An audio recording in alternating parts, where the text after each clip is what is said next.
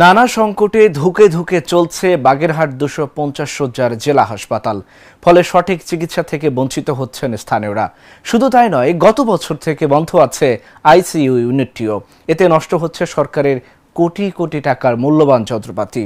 হাসপাতাল কর্তৃপক্ষ বলছে, বরাদ্দ বাড়ানো ও জনবল সংকটের সমাধান হলে জনগণের কাঙ্ক্ষিত সেবা নিশ্চিত করা যাবে। বাগেরহাট থেকে সোহেল রানা বাবুর পাঠানো তথ্যচিত্রে ডেস্ক রিপোর্ট।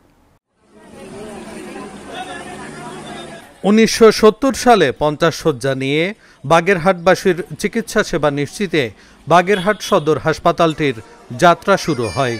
পরবর্তীতে 1997 সালে এটিকে 100 শয্যায় উন্নীত করা হয়। সর্বশেষ 2022 সালের মে মাসে এটিকে 250 শয্যায় উন্নীত করা হয়। তবে বিশাল অবকাঠামো নির্মাণ হলেও পূর্বের 100 শয্যার জনবল ও বরাদ্দ নিয়েই চলছে এই হাসপাতালটি। ফলে কাঙ্ক্ষিত সেবার বদলে প্রতিনিয়ত দুর্ভোগের শিকার হচ্ছেন সেবা নিতে আসা সেবা প্রার্থীরা। তাই দ্রুত জনবল নিয়োগের দাবি সেবা প্রত্যাশীদের। আমাদের এখানে যে 250 বেডটা হয়েছে, শুধু নামেই হয়েছে। এখানে যে চিকিৎসা সেবাটা আমাদের পাওয়ার প্রয়োজন, আমরা সেই সেবাটা পাচ্ছি না। উন্নত সেবা পাইতে হলে আমাদেরকে সেই রাত বেড়ে ঝড় বৃষ্টির ভিতরে 250 বেডে যাইতে হয় খুলনাতে। তাহলে এটা আসলে এত টাকা খরচ করে করার কি? আর এখানে বেডগুলো ভাঙা, এগুলো ঠিক করার প্রয়োজন। বেডটা ভেঙে পড়ে গেছে, যে বেডটা আমাদের দিয়েছে সে ভাঙ্গা বেড, সে ভাঙ্গা বেডটা আমরা ব্যবহার করি। হাসপাতালটিতে বিপুল সংখ্যক রোগীর চিকিৎসার জন্য 56টি চিকিৎসকের পদ বরাদ্দ থাকলেও 28টি রয়েছে শূন্য। এছাড়া নার্সের 98টি পদের মধ্যে 32টি পদ শূন্য রয়েছে এবং তৃতীয় ও চতুর্থ শ্রেণীর 77টি পদের মধ্যে 44টি পদই শূন্য। 10 শয্যার আইসিইউ চালু হবার পরেও জনবলের অভাবে এখন পর্যন্ত সেবা পাচ্ছেন না কোনো সংকটাপন্ন রোগী। মানে আমাদের সিস্টারদের সংখ্যা অনেক কম, যে পরিমাণ রোগী আসে বা সেবা তা সম্ভব না। এটা তো আগে যদি আমরা সেবাদান করে রোগী সুস্থ করতে পারি, ফলাফলটা যাতে ভালো হয় বা রোগী আরো বাড়বে লাগতে পারে। আমি তাকে আমার কনসেন্ট দেবে রাখতে পারবো না, হাই রিস্ক কনসেন্ট ওকে দিতে পারে। উনি পেশেন্ট বলবেন হাই রিস্ক কনসেন্ট দেবো, আপনি আইসিইউ দিতে পারবেন, আমি কেন আমার আইসিইউ দেখে, তাহলে তাকে আমাকে ব্যাক করে দিলাম যে খুলনা চলে যাও। আমি এভাবে প্রতিদিন অনেক পেশেন্ট আমাকে খুলনা পাঠাতে হচ্ছে, কিন্তু এখানে আমার সব আছে, শুধু ডিউ টু ম্যান পাওয়ার। আমার এই ম্যান মানি ম্যাটেরিয়ালস 3টা লাগে, সবই আছে, শুধু নাই। এখানে আইসিইউ তো 10টা বেড আছে, 10টা মনিটর, 10টা ভেন্টিলেটর। তাই এগুলো তো রুগী না থাকার কারণে মেশিনপত্রগুলো নষ্ট হয়ে যাচ্ছে, নষ্ট হয়ে যাবে হয়তো এক সময় যদি চালু না থাকে। তো এগুলো আমি এসে মাঝে মাঝে এসে আমি এগুলো অন অফ করে চালু করে দিই, তারপরে তো চলে যায়। যেহেতু আমার এখানে রুগী নেই, আমার তো এখানে ডিউটি থাকে না। প্রয়োজনীয় ঔষধ না থাকায় এর চাপ পড়ছে হাসপাতাল সমাজসেবা কার্যালয়ে। তারাও বরাদ্দ অনুপাতে ঔষধ দিতে হিমশিম খাচ্ছেন বলে জানালেন হাসপাতালের সমাজসেবা কর্মকর্তা।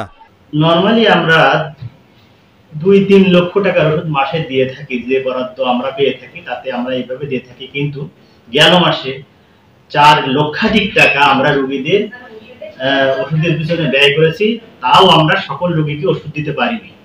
অর্থাৎ কিনা আমাদের যে বরাদ্দ সরকার থেকে পাওয়া যায় এবং স্থানীয় যা আদায় তা অতি অপর্যাপ্ত, এবং এই অপ্রতুল টাকা দিয়ে সকল রোগীকে সাহায্য করা সম্ভব না। কর্তৃপক্ষ যদি পর্যাপ্ত বরাদ্দ দেন তাহলে আমরা সকল দুস্থ অসহায় রোগীদের সাহায্য করতে পারবো এবং সকল রোগীদের চিকিৎসা আমরা সুনিশ্চিত করতে পারবো। তাই এ ব্যাপারে ঊর্ধ্বতন কর্তৃপক্ষ যাতে পর্যাপ্ত বরাদ্দ দেন তার জন্য আমি সবিনয় অনুরোধ জানাচ্ছি। ডাক্তার, নার্স, টেকনিশিয়ান সহ সর্বক্ষেত্রে জনবল বৃদ্ধি করলে প্রয়োজনীয় সেবা দেয়া সম্ভব হবে বলে জানালেন তত্ত্বাবধায়ক। বাগেরহাট 250 শয্যার জেনারেল হাসপাতালে আইসিইউ সেবা বন্ধ আছে। 2024 সালে এটা চালু ছিল, কিন্তু এই প্রকল্প বন্ধ হওয়ার কারণে এখন মানুষ বাগেরহাটবাসী আইসিইউ সেবা থেকে বঞ্চিত। সরকারের কাছে আহ্বান এবং আপনাদের মাধ্যমে আমি সবাইকে আহ্বান করছি, এই সেবাটা চালু করা হলে বাগেরহাটবাসী উপকৃত হবে। আমাদের বেশি দরকার নয়, যে কয়জন জনবল ছিল সেই জনবল কয়জনকে যদি দেওয়া হয় তাহলে আমরা পরিপূর্ণভাবে আইসিইউ সেবা আমরা দিতে পারি।